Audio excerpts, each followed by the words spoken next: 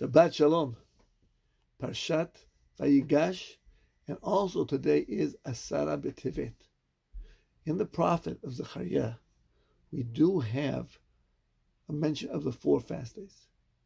Fast day of Tzom HaRevi'i, Tzom HaChamishi, Tzom HaShevi'i, V'Tzom HaAsiri. Tzom HaRevi'i is Yud Zayin B'Tammuz. Tzom HaChamishi, the 5th month of the year, is Tisha B'Av. Yom HaShvi'i, the 7th month of the year, counting from Nisan, is Tzom Gedalia. And Tzom HaAsiri is the 10th month of the year, Asara B'Tevet. That's today. All these fast days are connected to the destruction of the Bet HaMikdash and our exile from the Holy Land. When it comes to Yud Zayin B'Tammuz and Tisha B'Av, those reflect on the first Bet HaMikdash and the second Bet HaMikdash. Because on Yud Zayin B'Tammuz, we remember the breaking in of the enemy into the city of Jerusalem. Both happened in Tammuz, and Yud Zayin is the day we commemorate them. Tisha B'Av, both the first Bet HaMikdash, and then 490 years later, the second Bet HaMikdash was destroyed on Tisha B'Av. Those commemorate the second Bet HaMikdash, which was destroyed, as our sages tell us, for the sin of Sinat Chinam. A sin which we have till today. We have to learn and we have to remember to rid our hearts of this tremendous sin of hating a fellow Jew. We must always remember every Jew is our brother. And a love has to be ignited. And then and only then will we have a Geulah. That is the remembrance of the destruction of the second Bet HaMikdash. But the first Bet HaMikdash was destroyed for other reasons.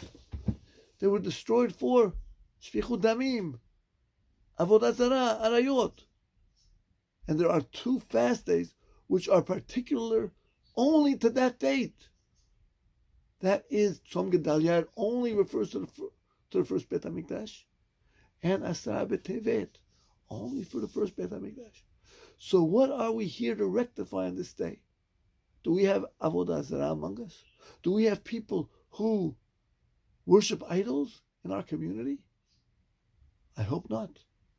Do we have murderers? I don't think so. I hope not also. Do we have adulterers and people who engage in incest and horrible deeds? No. So what are we remembering and what do we try to rectify on these holidays, on these fast days? And my friend, let me give you one answer. Answer based on Chazal, our sages. Our sages tell us, what is Avodah Zarah? In our days, Avodah Zarah is anger. Whoever becomes angry is as if he worshipped an idol. Why? Because when he gets angry many times, it's an anger based on him being mistreated. Him, the person, not receiving the honor, the respect, the goods which he feels he deserved. He's making himself into an idol, making himself into a god, thinking that he deserves certain things, and if not, he could get angry. That's Avodah Zarah. And that we have to rid ourselves. We have to learn to rid ourselves of all anger. Because anger, Chazal tell us, is the same foundation as Avodah Zarah. What about murder? How do we deal with murder in our days? There's not too many murderers in our community. And the answer is yes, there is. Somebody could murder a person with a knife or with a gun. And somebody could murder a person with his tongue. We have to learn and be careful with our words and speak only words of goodness and kindness. Because sometimes when we speak negatively, that is in the realm of murder, of killing the person. He who embarrasses the person is as if he murdered him. My friends, that sin is rampant. We have to realize that every word which comes out of our mouth has possibilities, sometimes good and hopefully never bad. The story of the Chavetz Chaim reminds me of that idea. The Chavetz Chaim, the great sage, the author of the Mishnah Berurah and his magnus opus, The Laws of Lashon Hara, was once sitting with a fellow rabbi, and they were at an inn, and the woman of the house tried to do everything perfectly in honor of her great guests. And at the end of the meal, she came up to the rabbis and said, I hope everything was good and you enjoyed your meal by me. And the Chavetz Chaim, of course, said only words of goodness. It was excellent. Thank you so much. The other rabbi said, I enjoyed myself immensely, thank you. But maybe there was a little bit of too much salt in the soup. As the lady walked away, the innkeeper, the Chavetz Chaim turned red. He says, I trained my ears not to hear Lashon Hara, and I am here with a rabbi, and I have to hear Lashon Hara?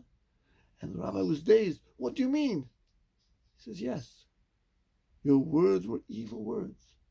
You went and told the hostess that there was too much salt in the soup.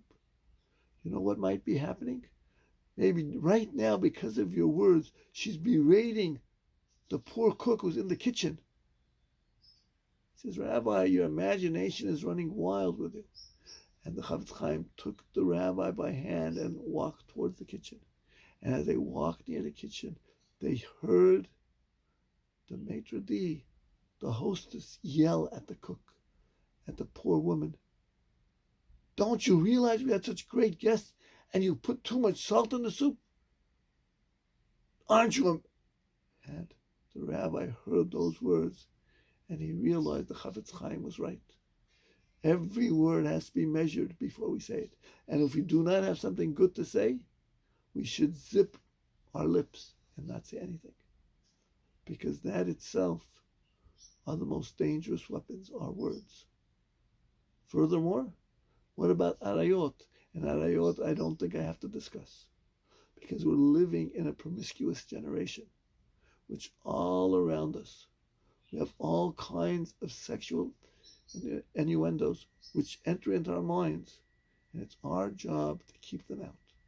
My friends, let us not only meditate on the fasting on these ideas, but let us try to live our lives free of anger, free of embarrassing and lashon hara other people, and free of the filth and the dirt which sometimes tries to enter our minds through our eyes and sometimes through our ears.